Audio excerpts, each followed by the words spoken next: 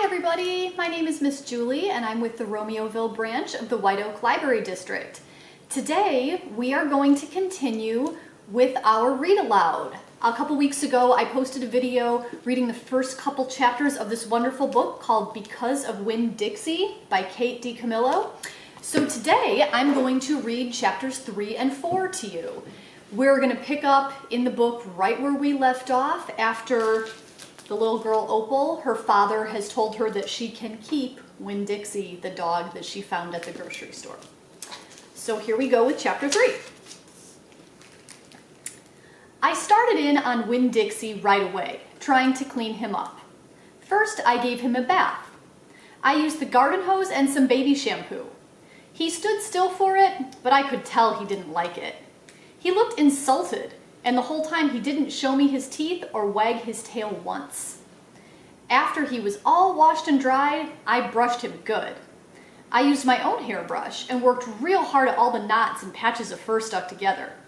He didn't mind being brushed. He wiggled his back, like it felt pretty good. The whole time I was working on him, I was talking to him, and he listened. I told him how we were alike. See, I said, you don't have any family and neither do I. I've got the preacher, of course, but I don't have a mama. I mean, I have one, but I don't know where she is. She left when I was 3 years old. I can't hardly remember her. And I bet you don't remember your mama much either. So we're almost like orphans. Winn-Dixie looked straight at me when I said that to him, like he was feeling relieved to finally have somebody understand his situation. I nodded my head at him and went on talking. I don't even have any friends because I had to leave them all behind when we moved here from Watley. Watley's up in North Florida. Have you ever been to North Florida? Winn-Dixie looked down at the ground like he was trying to remember if he had. You know what? I said. Ever since we moved here, I've been thinking about my mama extra hard, more than I ever did when I was in Watley. Winn-Dixie twitched his ears and raised his eyebrows. I think the preacher thinks about my mama all the time too. He's still in love with her. I know that because I heard the ladies at the church in Watley talking about him. They said he's still hoping she'll come back, but he doesn't tell me that. He won't talk to me about her at all.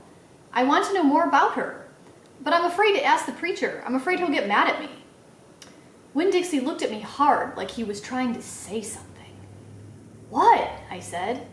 He stared at me. You think I should make the preacher tell me about her? Winn-Dixie looked at me so hard he sneezed. I'll think about it, I said. When I was done working on him, Winn-Dixie looked a whole lot better. He still had his bald spots, but the fur that he did have cleaned up nice. It was all shiny and soft. You could still see his ribs, but I intended to feed him good, and that would take care of that. I couldn't do anything about his crooked yellow teeth because he got into a sneezing fit every time I started brushing them with my toothbrush, and I finally had to give up.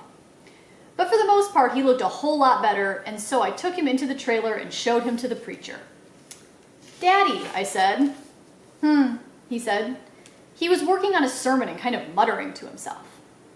Daddy, I wanted to show you the new Winn-Dixie. The preacher put down his pencil and rubbed his nose, and finally he looked up. Well, he said, smiling real big at Winn-Dixie. Well now, don't you look handsome? Winn-Dixie smiled back at the preacher. He went over and put his head in the preacher's lap. He smells nice too, said the preacher. He rubbed Winn-Dixie's head and looked into his eyes. Daddy, I said, real quick before I lost all my nerve, I've been talking to Winn-Dixie. Is that right? The preacher said, and he scratched Winn-Dixie's head. I've been talking to him, and he agreed with me that since I'm 10 years old, you should tell me 10 things about my mama. Just 10 things, that's all. The preacher stopped rubbing Winn-Dixie's head and held real still. I could see him thinking about pulling his head back into his shell. One thing for each year I've been alive, I told him. Please. Winn-Dixie looked up at the preacher and kind of gave him a nudge with his nose. The preacher sighed. He said to Winn-Dixie, I should have guessed you were going to be trouble. Then he looked at me.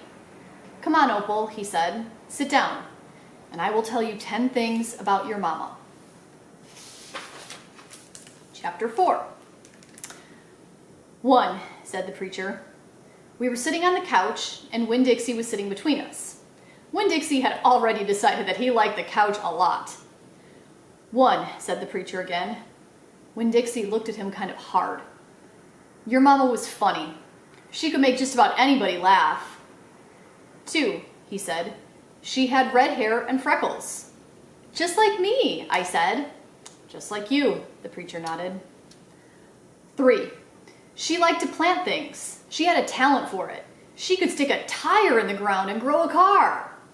Winn-Dixie started chewing on his paw, and I tapped him on the head to make him stop. 4, said the preacher. She could run fast. If you were racing her, you couldn't ever let her get a head start because she would beat you for sure. I'm that way too, I said. Back home in Whatley, I raced Liam Fullerton and beat him, and he said it wasn't fair because boys and girls shouldn't race each other to begin with. I told him he was just a sore loser. The preacher nodded. He was quiet for a minute. I'm ready for number 5, I told him. 5, he said. She couldn't cook. She burned everything, including water. She had a hard time opening a can of beans. She couldn't make head nor tail of a piece of meat. 6. The preacher rubbed his nose and looked up at the ceiling. Winn-Dixie looked up too. Number 6 is that your mama loved a story. She would sit and listen to stories all day long. She loved to be told a story. She especially liked funny ones, stories that made her laugh. The preacher nodded his head like he was agreeing with himself. What's number 7? I asked. Let's see, he said.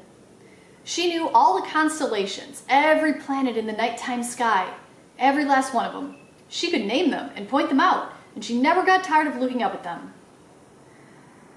Number 8, said the preacher with his eyes closed, was that she hated being a preacher's wife.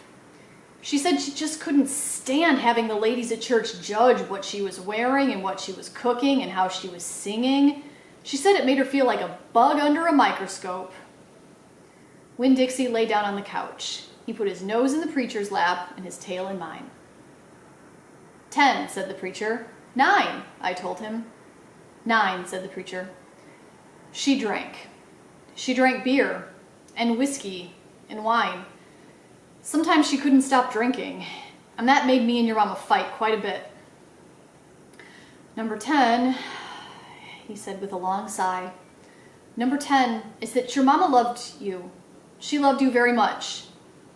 But she left me, I told him. She left us, the preacher said softly. I could see him pulling his old turtle head back into his stupid turtle shell. She packed her bags and left us, and she didn't leave one thing behind. Okay, I said. I got up off the couch. Winn-Dixie hopped off too. Thank you for telling me, I said. I went right back to my room and wrote down all 10 things that the preacher had told me. I wrote them down just the way he said them to me so that I wouldn't forget them, and then I read them out loud to Winn-Dixie until I had them memorized. I wanted to know those 10 things inside and out. That way, if my mama ever came back, I could recognize her, and I would be able to grab her and hold on to her tight and not let her get away from me again.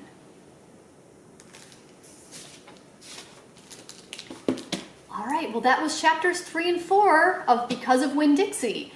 So tune in again in 2 weeks, and I'll be reading chapters 5 and 6 to you then. Have a great day. Bye.